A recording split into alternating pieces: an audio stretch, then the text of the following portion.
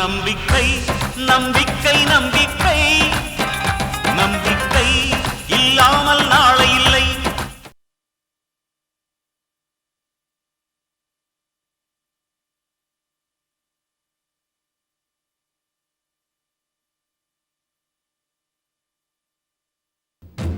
என்னுடைய medical reports Chintamani கைக்கு போயிடுச்சு. நான் சீக்கிரம் அந்த உலகத்தை விட்டு போக போறேன்னு சிந்தாமணிக்கு தெரிஞ்சு போச்சு தாத்தா. சஞ்சய் தன்னை விட்டு போனதுனால அந்த சிந்தாமணிக்கு வெறி அதிகமாயிடுச்சு. இந்த நேரம் பார்த்து என்னோட மெடிக்கல் ரிப்போர்ட்ஸ் அவங்களுக்கு கிடைச்சிடுச்சு. இதை துருப்பு சிட்டா வச்சு அவ விளையாட தொடங்கியிருக்கா. எப்படிரா?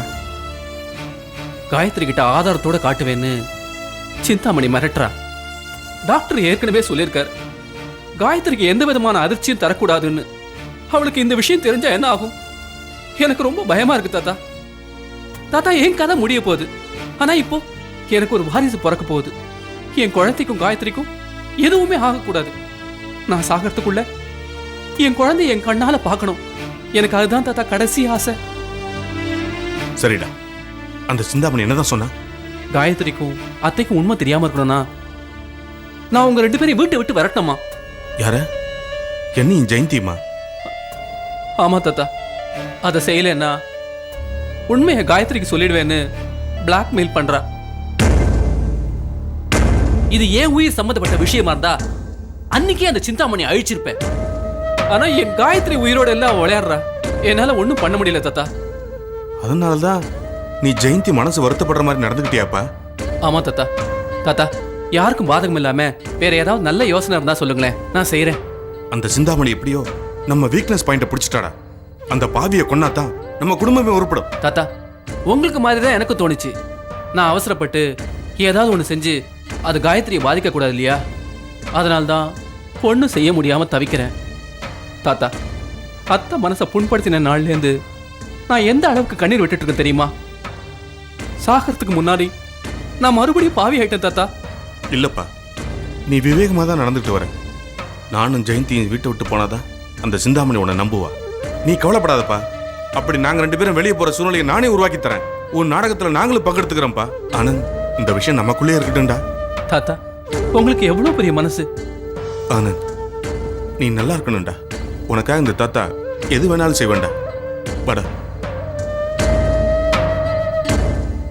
இதாமா நடந்தது. அப்படியாங்க? ஆமாமா, சிந்தாமணிக்கு உண்மை தெரிஞ்சதுனால ஆனந்த் சூழ்நிலை கைதியாயிட்டாமா.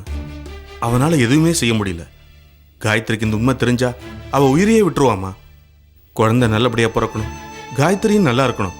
அவன் என்னமா செய்வான்? அது மட்டும் இல்ல, இந்த உண்மை மற்றவங்களுக்கு தெரியாம இருக்க அவன் ரொம்ப பாடுபடுறாமா.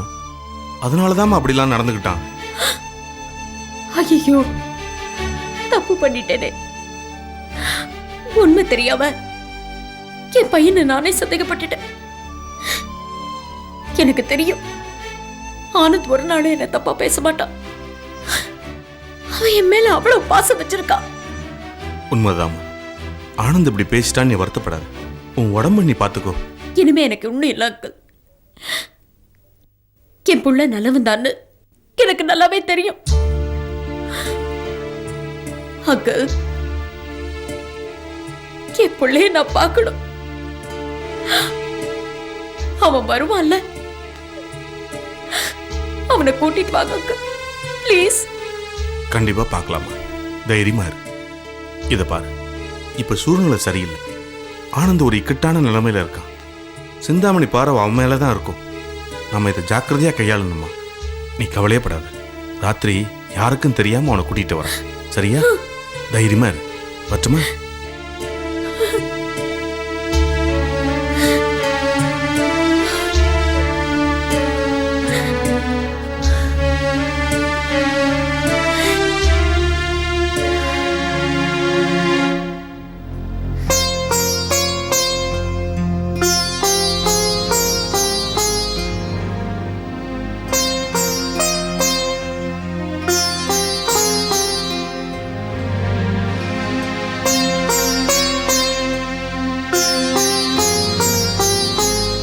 அம்மா இந்தாங்கம்மா மாத்திரை சாப்பிடுங்கம்மா. வேண்டாம்.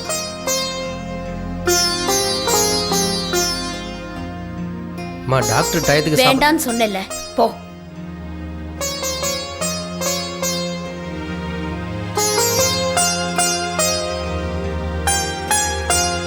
என்னம்மா நந்தினி, மருந்து சாப்பிடாம அடம் பிடிக்கிறியா? பின் என்ன அங்கிள், எனக்கு தான் உடம்புக்கு எதுவும் இல்லையே, நான் ஆரோக்கியமா தான் இருக்கேன். அப்புறம் எதுக்கு தேவையில்லாம மருந்துலாம்? அது சரி, மருந்து கொடுக்கறவங்க கொடுத்தா நீ சாப்பிடுவோன்னு நினைக்கிறேன். வாப்பா.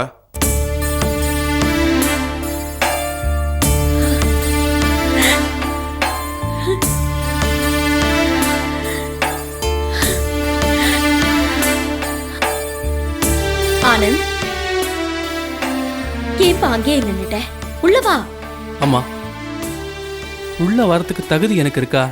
என்னடா இப்படி கேக்குற? இது உன் வீடு, நான் உன் அம்மாடா. உள்ள வா.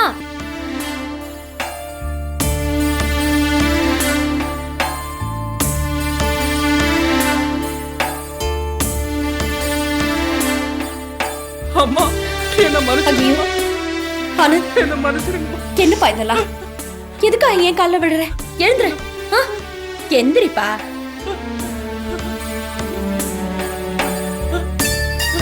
என்ன மன்னிச்சிருங்கம்மா. என் மேல உயிரையே வச்சிருக்க உங்களை நான் எப்படி எல்லாம் பேசிட்டேன். அதை நினைச்சு நினைச்சு நான் அழுதுட்டு இருக்கேன். அழாதப்பா. அங்கிள் என்கிட்ட எல்லா விஷயத்தையும் சொன்னாரு.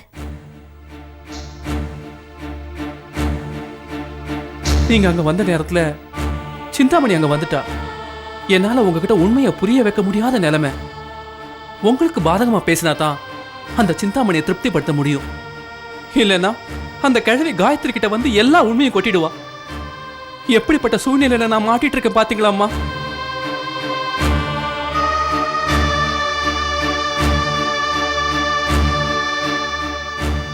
ஏம்மா எனக்கு இந்த நிலைமை? நான் சாகறதுக்கு முன்னால என் குழந்தைய நான் பார்க்கணும். என் காயத்ரிக்கு எதுவும் ஆயிடக்கூடாதுமா. நான் செஞ்ச பாவங்களுக்கு கடவுள் என்ன மட்டும் தண்டிச்சா போதாதா?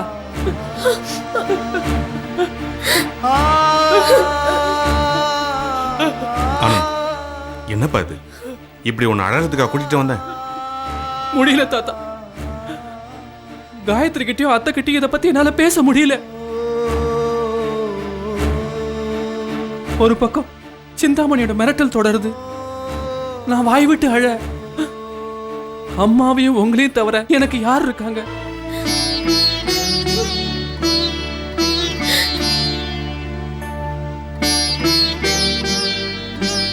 அப்படியெல்லாம் பேசாதப்பா. கவலைப்படாத, பாத்துக்கலாம்.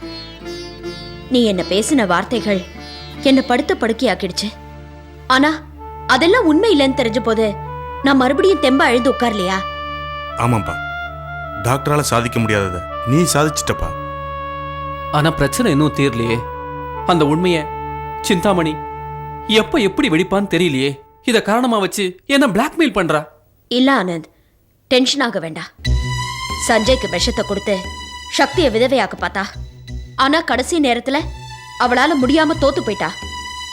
ஏறத்தாழ எல்லா ஆயுதமே அவ கையை விட்டு போனதுக்கு அப்புறம் தான் துரதிருஷ்டவசமா இந்த மெடிக்கல் ரிப்போர்ட் அவ கையில மாட்டிருக்கு.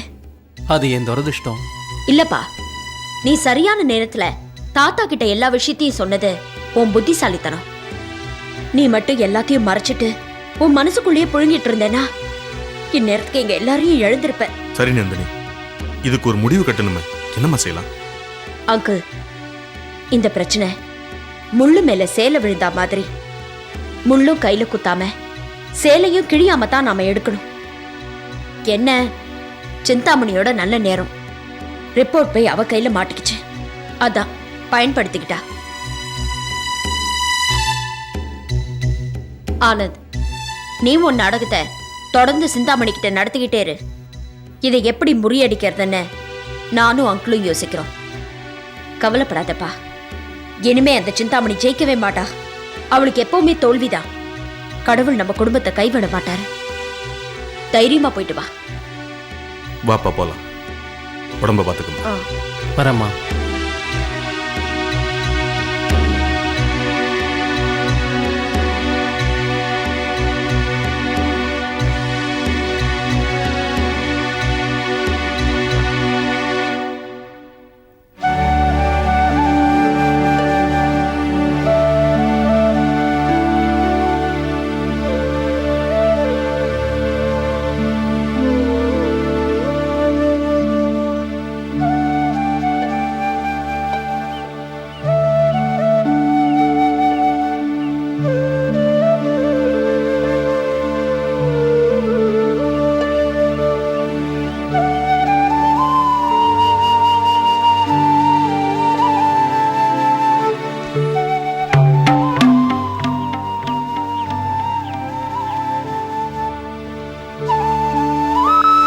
சாகிறதுக்கு முன்னாடி எல்லார்கிட்டையும் நல்ல பேர் எடுத்துட்டு சாகணும்னு நினச்சேன்.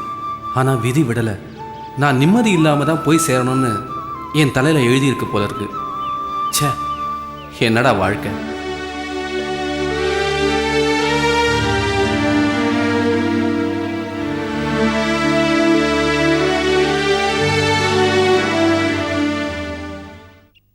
ஆனந்த்,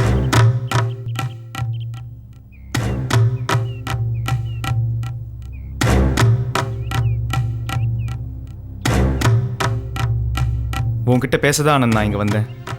என்கிட்ட பேசுறதுக்கு என்ன இருக்கு? நிறைய இருக்கு ஆனந்த். சமீபத்தில் தொடர்ந்து பல அதிர்ச்சிகளை நான் கேள்விப்பட்டிருக்கேன்.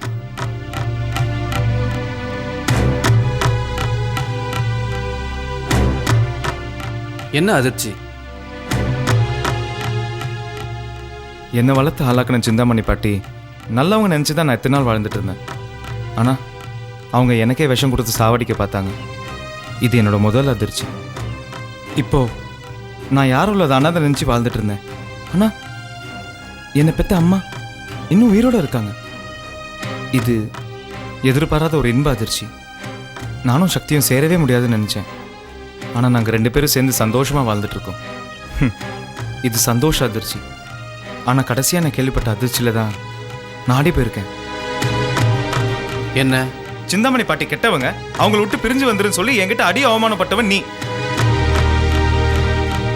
அது மட்டும் இல்லை, என் மனைவி சக்திக்கு பாதுகாப்பாக இருந்து அதுக்காக அவமானப்பட்டவனும் நீ தான்.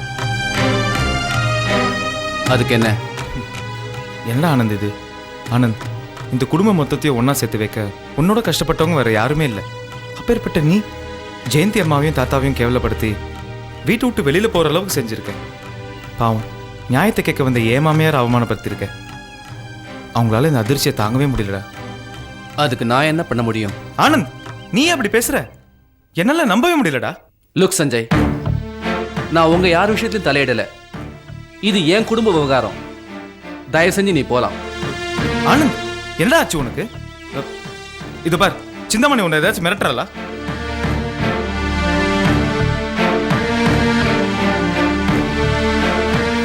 எல்லாம் கூடி வர நேரத்தில் ஏன்டா அப்படி பிரச்சனை பண்ற? உனக்கு என்ன ப்ராப்ளம் சொல்லிட்டா, நான் உனக்கு கண்டிப்பா ஹெல்ப் பண்றேன். ஆனந்த், உனக்கே நல்லா தெரியும், நம்ம எல்லாரும் ஒன்னும் சேர்ந்தாதான் சிந்தாமணி எதிர்க்க முடியும். நீ ஏன் போறியா, இல்ல உன் கழுத்தை பிடிச்சி வெளியில தள்ளவா? டேய், பழச மனசுல வச்சுட்டு இப்படி பேசாதடா. இதுக்கு மேல என் வாய் பேசாது. Get lost.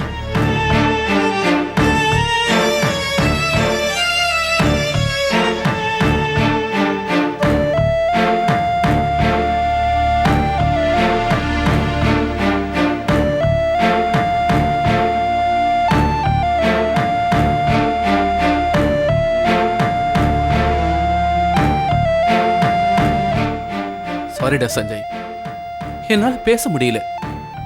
எல்லாம் கூடி வர நேரத்துல விதி என்கிட்ட விளையாடுது. என்ன தயவு செஞ்சு மன்னிச்சிடுறா சஞ்சய்.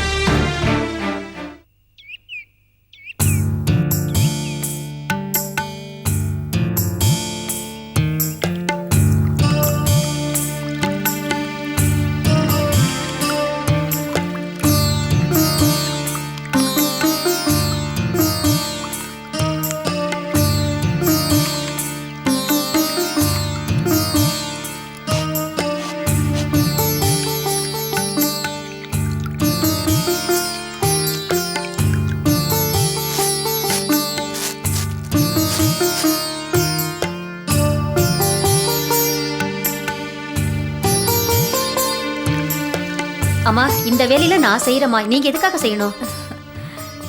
இந்த வேலையெல்லாம் செய்யறதுல எனக்கு ஒன்றும் கஷ்டம் இல்லைம்மா. இந்த ஆசிரமத்தை பொறுத்த வரைக்கும் எல்லாருமே சமம்தான். நமக்குள்ள எந்த வித்தியாசமும் இல்லை. அது மட்டும் இல்லாம இந்த வேலையெல்லாம் செய்யறதுனால என் உடம்புக்கு கொஞ்சம் சுறுசுறுப்பா இருக்கு. நீங்க போய் உங்க வேலையை பாருங்க. சரிங்கம்மா.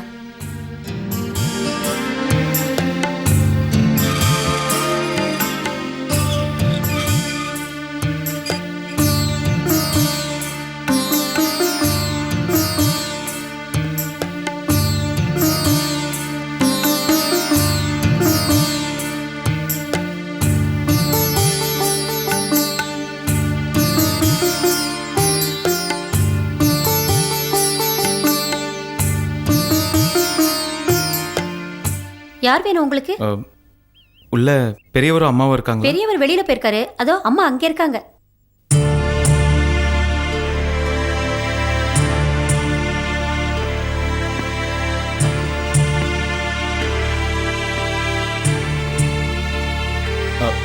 ஆண்டி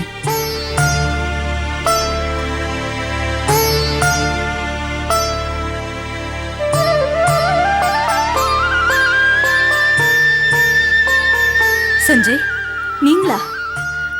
நான் உங்களை இங்க எதிர்பார்க்கவே இல்லை. உங்களை பார்க்க தான் ஆண்டி வந்தேன். என்ன பார்க்கவா?